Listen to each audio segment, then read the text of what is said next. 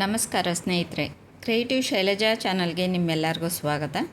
ಇವತ್ತು ನಾನು ನಿಮಗೆ ಉತ್ತರ ಕರ್ನಾಟಕದ ಕಡೆ ಬಸರಿ ಹೆಣ್ಣಿಗೆ ಒಂದು ಸೀಮಂತ ಮಾಡೋಕ್ಕೂ ಮುಂಚೆ ಬಂಕಿ ಊಟ ಕೊಡುವಂಥ ಒಂದು ಶಾಸ್ತ್ರ ಇದೆ. ಅದು ಯಾವ ಥರ ಮಾಡ್ತಾರೆ, ಹೇಗೆ ಅಂತ ಹೇಳಿಬಿಟ್ಟು ಇವತ್ತು ನಾನು ನಿಮಗೆ ವಿವರವಾಗಿ ತಿಳಿಸ್ತಾ ಇದ್ದೀನಿ. ನೋಡೋಣ ಬನ್ನಿ. ಬಂಕಿ ಊಟ ಅಂತಂದರೆ ಕೆಲವ್ರಿಗೆ ಇದೇನಪ್ಪ ಈ ಥರ ಹೆಸರು ಹೇಳ್ತಾ ಇದ್ದಾರೆ ಅಂತ ಹೇಳಿಬಿಟ್ಟು ನಿಮಗೆ ಅನ್ನಿಸ್ಬೋದು. ಹೌದು, ಉತ್ತರ ಕರ್ನಾಟಕದ ಕಡೆ ಇದೊಂದು ಶಾಸ್ತ್ರ ತುಂಬಾ ವಿಶೇಷವಾಗಿ ನೆರವೇರಿಸ್ತಾರೆ. ಬಸರಿ ಹೆಣ್ಣಿಗೆ ಸೀಮಂತಕ್ಕೂ ಮುಂಚಿನ ದಿನ ಬಂದು ತವರು ಮನೆ ಕಡೆಯಿಂದ ಬಂಕಿ ಊಟ ಕೊಡುವಂಥ ಶಾಸ್ತ್ರವನ್ನು ಮಾಡ್ತಾರೆ. ಈ ಒಂದು ಶಾಸ್ತ್ರ ಮಾಡಬೇಕಾದ್ರೆ ಸುಮಾರು ಒಂದು 100-150ಕ್ಕೂ ಹೆಚ್ಚು ಜನರಿಗೆ ಆಗುವಷ್ಟು ಇಲ್ಲಿ ತಿಂಡಿ ತೀರ್ಥಗಳನ್ನೆಲ್ಲ ಕೂಡ ಮಾಡಿಕೊಂಡು ತಗೊಂಡು ಹೋಗ್ಬಿಟ್ಟು ಒಂದು ಮಗಳ ಮನೆಗೆ ಕೊಡುವಂಥ ಪದ್ಧತಿ ಇರುತ್ತೆ. ಅಂದರೆ ಚುಡುವ ಆಗಿರ್ಬೋದು, ಕೋಡುಬೇಳೆ ಆಗಿರ್ಬೋದು, ಕರ್ಜಿಕಾಯಿ ಆಗಿರ್ಬೋದು, ಹಾಗೆ ಎಳ್ಳು ಒಬ್ಬಟ್ಟು, ಸಜ್ಜೆ ರೊಟ್ಟಿ, ಆಮೇಲೆ ಧಪಾಟಿ, ಈ ಥರದ್ದೆಲ್ಲನೂ ಕೂಡ ಲಾಟಷ್ಟು ಮಾಡಿಕೊಂಡು ಹೋಗ್ಬಿಟ್ಟು ಅವ್ರಿಗೆ ಈ ಒಂದು ಊಟ ಕೊಡುವಂಥ ಶಾಸ್ತ್ರವನ್ನು ಮಾಡ್ತಾರೆ. ಹಾಗೆ ಅದ್ರ ಜೊತೆಯಲ್ಲಿ ಹಣ್ಣು ಕೊಡುವಂಥ ಶಾಸ್ತ್ರ ಕೂಡ ಮಾಡ್ತಾರೆ. ಹಣ್ಣು ಕೊಡೋದು ಅಷ್ಟೇ, ಸುಮ್ಮನೆ ಸ್ವಲ್ಪ ಏನು ತೊಗೊಂಡು ಹೋಗೋದಿಲ್ಲ. ಹಣ್ಣುಗಳು ಅಷ್ಟೇ, ಎಲ್ಲ ಥರದ ಹಣ್ಣುಗಳನ್ನು ಕೂಡ ತೊಗೊಂಡು ಹೋಗ್ಬಿಟ್ಟು ಆ ಒಂದು ಹಣ್ಣುಗಳು ಕೂಡ ಕೊಡ್ತಾರೆ. ಹಣ್ಣು ಕೊಡುವಂಥ ಶಾಸ್ತ್ರ, ಹಾಗೆ ಬಂಕಿ ಊಟ ಕೊಡುವಂಥ ಶಾಸ್ತ್ರ ಅಂತ ಹೇಳಿಬಿಟ್ಟು ತವರು ಮನೆ ಕಡೆಯಿಂದ ಈ ಒಂದು ಶಾಸ್ತ್ರವನ್ನು ಮಾಡ್ತಾರೆ. ಅಂದರೆ ಬಸರಿ ಹೆಣ್ಣಿಗೆ ಒಂದು ಬಯಕೆಗಳಿದ್ದಾಗ ಈ ಎಲ್ಲ ಒಂದು ತಿಂಡಿ ತೀರ್ಥಗಳನ್ನು ಕೊಟ್ಟಾಗ ಆಕೆಯ ಬಯಕೆ ತೀರುತ್ತೆ ಅನ್ನೋ ಒಂದು ಅರ್ಥ ಕೂಡ ಇದೆ. ಹಾಗಾಗಿ ಸುಮಾರು ಜನಗಳ ಮನೆಯಲ್ಲಿ ಏನು ಅಂತಂತಂದರೆ ಸೀಮಂತ ಮಾಡುವಂಥ ಪದ್ಧತಿ ಇಲ್ಲ ಅಂತ ಹೇಳಿಬಿಟ್ಟು ಹೇಳ್ತಾರೆ. ಆಗ ಸೀಮಂತ ಮಾಡುವಂಥ ಪದ್ಧತಿ ನಮ್ಮಲ್ಲಿ ಇಲ್ಲ ಅಂತಂದಾಗ ಈ ಒಂದು ಬಂಕಿ ಊಟ ಕೊಡುವಂಥ ಪದ್ಧತಿ ಅಂತೂ ಖಂಡಿತವಾಗ್ಲೂ ಎಲ್ಲರೂ ಕೂಡ ಮಾಡ್ತಾರೆ. ಈಗ ಆ ಒಂದು ಬಂಕಿ ಊಟ ಕೊಡೋದಕ್ಕೋಸ್ಕರ ಅಂತ ಹೇಳಿಬಿಟ್ಟೆ ನಮ್ಮ ಒಂದು ರಿಲೇಷನ್ ಮಗಳ ಒಂದು ಬಂಕಿ ಊಟದ ಕಾರ್ಯಕ್ರಮಕ್ಕೆ ನಾನು ಹೋಗಿದ್ದೆ. ಹಾಗಾಗಿ ಈಗ ಎಲ್ಲನೂ ಕೂಡ ತಟ್ಟೆಗಳೆಲ್ಲನೂ ಕೂಡ ಜೋಡಿಸ್ತಾ ಇದ್ದೀನಿ ನೋಡಿ. ಹಣ್ಣುಗಳ ತಟ್ಟೆ ಆಗಿರ್ಬೋದು, ಸ್ವೀಟು ತಟ್ಟೆಗಳು, ಆಮೇಲೆ ಎಲೆ ಅಡಿಕೆ ಒಂದು ತಟ್ಟೆ ಆಗಿರ್ಬೋದು, ಇದನ್ನೆಲ್ಲನೂ ಕೂಡ ಜೋಡಿಸ್ಕೊಂಡು ಮನೆಯಿಂದನೇ ತಗೊಂಡು ಹೋಗ್ತಾ ಇದ್ದೀವಿ. ಒಂದೊಂದು ತಟ್ಟೆನಲ್ಲಿ ಒಂದೊಂದು ತಿಂಡಿಗಳನ್ನೆಲ್ಲನೂ ಕೂಡ ಜೋಡಿಸ್ತಾ ಇದ್ದೀವಿ. ಕೆಲವೊಂದು ತಟ್ಟೆಗಳು ಈ ಥರ ಚಿಕ್ಕದಾಗಿ ಪ್ಲೇಟ್ಗಳಲ್ಲಿ ಜೋಡಿಸಿದ್ದೀವಿ. ಆ ಚಿಕ್ಕದಾಗಿ ಜೋಡಿಸಿರೋವಂಥ ಪ್ಲೇಟ್ಗಳು ಬಂದು ಮುತ್ತೈದೆಯರಿಗೆ ಕೊಡುವಂಥದ್ದು. ಹಾಗಾಗಿಬಿಟ್ಟು ಸಣ್ಣ ಒಂದು ಪ್ಲೇಟ್ಗಳಲ್ಲಿ ಹಣ್ಣುಗಳನ್ನು, ಒಂದು 5 ಥರದ ಹಣ್ಣುಗಳನ್ನು ಅದರಲ್ಲಿ ಜೋಡಿಸ್ಬಿಟ್ಟು ಕಟ್ಟಿದ್ದೀವಿ. ಇನ್ನು ಊಟ ಬಂದುಬಿಟ್ಟು ಮೊಸರನ್ನ, ಆಮೇಲೆ ಶೇಂಗದ ಹಿಂಡಿ, ಮತ್ತು ಹುಳಿ ಬುತ್ತಿ ಅಂತಾರಲ್ಲ ಹಾಗೆ ಹುಳಿಯನ್ನ, ಆಮೇಲೆ ಎಲ್ಲ ಥರದ ಚಟ್ನಿಗಳು, ಆಮೇಲೆ ಚುಡುವ, ಕೋಡುಬೇಳೆ, ಕರ್ಜಿಕಾಯಿ, ರವೆ ಉಂಡೆ, ಧಪಾಟಿ, ಆಮೇಲೆ ಸಜ್ಜೆ ರೊಟ್ಟಿ, ಆಮೇಲೆ ಕಾಯಿ ಹೋಳಿಗೆ ಅಂದರೆ ಶೇಂಗದ ಹೋಳಿಗೆ, ಇದನ್ನೆಲ್ಲನೂ ಕೂಡ ಒಂದು 5 ತಟ್ಟೆಗೆ ಜೋಡಿಸ್ಬಿಟ್ಟು ದೇವರಿಗೆ ನೈವೇದ್ಯ ಮಾಡಿ ನಂತರ ಅಲ್ಲಿಂದ ಆ ಒಂದು ಬಸರಿ ಹೆಣ್ಣಿನ ಮನೆಗೆ ಎಲ್ಲ ಊಟಗಳನ್ನು ತಗೊಂಡು ಹೋಗೋದು.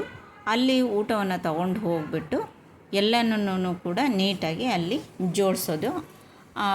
ಇಲ್ಲಿ ಏನು ಮಾಡ್ತಾರೆ ಅಂತಂತಂದರೆ ಇದು ಬರೀ ಬಂಕಿ ಊಟವನ್ನು ಅಷ್ಟೇ ಇಟ್ಬಿಟ್ಟು ಅವರು ಜೋಡಿಸ್ತಾರೆ.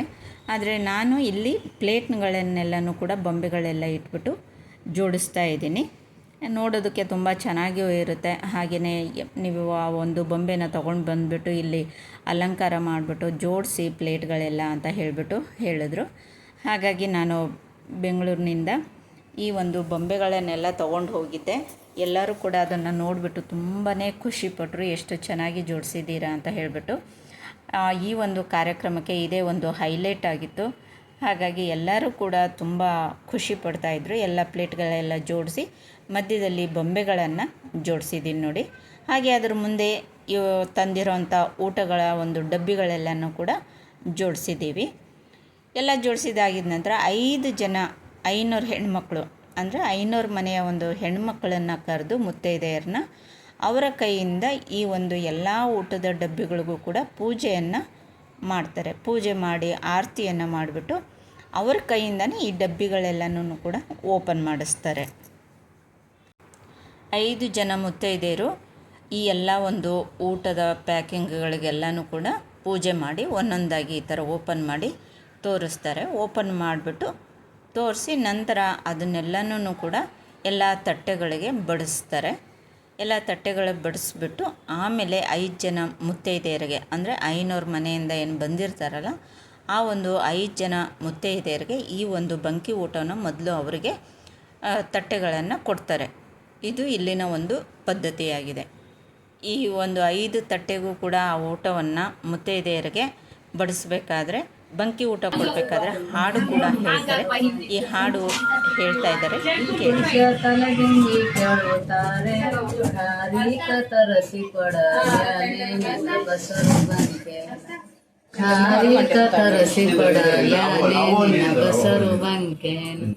ಕಾರಿಕ ತಿಂದರ ಕಾರಿಕಿ ಬರುತ್ತದರಿ ಹೇಳಿ ಕಳರಿ ನಮ್ಮ ತವಾರಿಗೆ ನಿನ್ನ ಬಸರು ಬಂಕೇನ ಹೇಳಿ ಕಳರಿ ನಮ್ಮ ತವಾರಿಗೆ ನಿನ್ನ ಬಸರು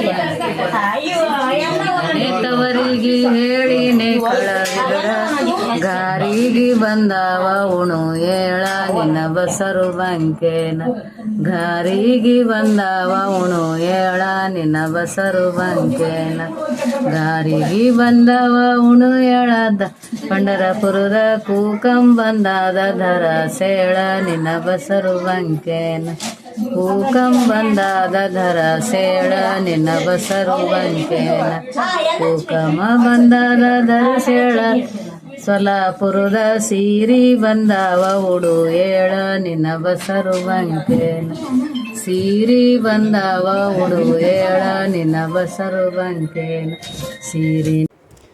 ಅಲ್ಲಿ ಗಂಡು ಹೆಣ್ಣಿಗೆ ಕೂಡಿಸಿ ಅವ್ರಿಗೂ ಕುಂಕುಮವನ್ನು ಕೊಟ್ಟು ಅವರು ಹೆಣ್ಣಿಗೂ ಕೂಡ ಬಸರಿ ಒಂದು ಹೆಣ್ಣಿಗೆ ಮಡ್ಲಿಗೆ ಹಣ್ಣೆಲ್ಲನೂ ಕೂಡ ಹಣ್ಣು ತುಂಬಿಸ್ಬಿಟ್ಟು ಅವ್ರಿಗೂ ಕೂಡ ಒಂದೊಂದು ತಟ್ಟೆನಲ್ಲಿ ತಂದಿರೋಂಥ ಪ್ರತಿಯೊಂದು ಊಟನೂ ಕೂಡ ಬಡಿಸ್ಬಿಟ್ಟು ಅವ್ರಿಗೂ ಕೊಟ್ಟು ನಂತರ ಅಲ್ಲಿ ಬಂದಿರತಕ್ಕಂಥ ಮುತ್ತೈದೆಯರಿಗೂ ಕೂಡ 5 ತಟ್ಟೆನಲ್ಲಿ ಎಲ್ಲ ಊಟವನ್ನು ಬಡಿಸ್ಬಿಟ್ಟು ಅವರಿಗೆ ಕೊಡ್ತಾರೆ. ಅದು ಕೊಟ್ಟಾಗಿದ್ದ ನಂತರ ಎಲ್ಲರ ಮನೆಗಳಿಗೂ ಕೂಡ ಈ ಒಂದು ಊಟವನ್ನು ಹಂಚುತ್ತಾರೆ. ಬಂಕಿ ಊಟ ಹಂಚುವ ಒಂದು ಕಾರ್ಯಕ್ರಮ ನೋಡಿದ್ರಲ್ಲ ಫ್ರೆಂಡ್ಸ್. ಬಂಕಿ ಊಟ ಕೊಡುವಂಥ ಕಾರ್ಯಕ್ರಮ 5ನೇ ತಿಂಗಳಲ್ಲಿ ಉತ್ತರ ಕರ್ನಾಟಕದ ಕಡೆ ಹೇಗೆ ಮಾಡ್ತಾರೆ ಅಂತ ಹೇಳಿಬಿಟ್ಟು ಇವತ್ತು ನಾನು ನಿಮಗೆ ತೋರಿಸಿದ್ದೀನಿ. ಈ ಒಂದು ಬಂಕಿ ಊಟದ ವಿಡಿಯೋ ನಿಮಗೆ ಇಷ್ಟ ಆಗಿದ್ದರೆ ಲೈಕ್ ಮಾಡಿ, ಶೇರ್ ಮಾಡಿ, ಹಾಗೆ ನನ್ನ ಚಾನಲ್ನ ಸಬ್ಸ್ಕ್ರೈಬ್ ಮಾಡ್ಕೊಳ್ಳಿ ಅಂತ ಹೇಳ್ತಾ ಇಷ್ಟೊತ್ತವರೆಗೂ ವಿಡಿಯೋ ನೋಡಿದ್ದಕ್ಕೆ ಧನ್ಯವಾದಗಳು. ನಮಸ್ಕಾರ ಸ್ನೇಹಿತರೆ.